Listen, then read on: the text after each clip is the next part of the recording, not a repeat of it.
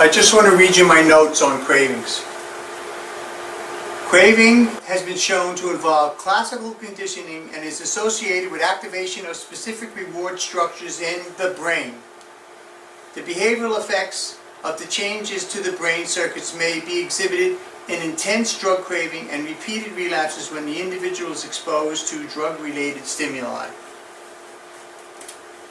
Now, this is new to the DSM-5, and I'll just read a note. And I quote on page 483. An important characteristic of substance use disorder is an underlying change in brain circuits that may persist beyond detoxification, particularly in individuals with severe disorders. So what that's saying is that cravings can persist for months, maybe even years, but for months and months after someone is physiologically clean from drugs. The behavioral effects of these brain changes may be exhibited in repeated relapses and intense drug craving when the individual is exposed to drug-related stimuli. These persistent drug effects may benefit from long-term approaches to treatment.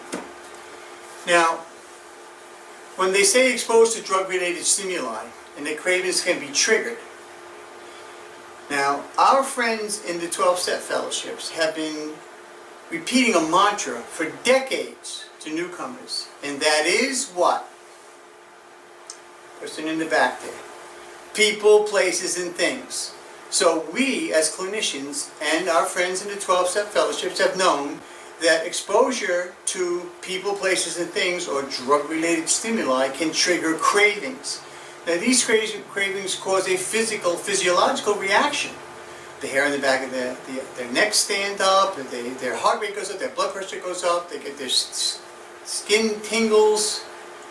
So we need to screen for and document if a patient is experiencing those symptoms, because those are now treatment outcome indicators, because that person is at a higher rate of relapse. And we need to, well, I'll show you one where when we do the screenings, how we need to show the severity levels of that when it comes, so we can give people the proper treatment. And we need to address that clinically and document that. Okay?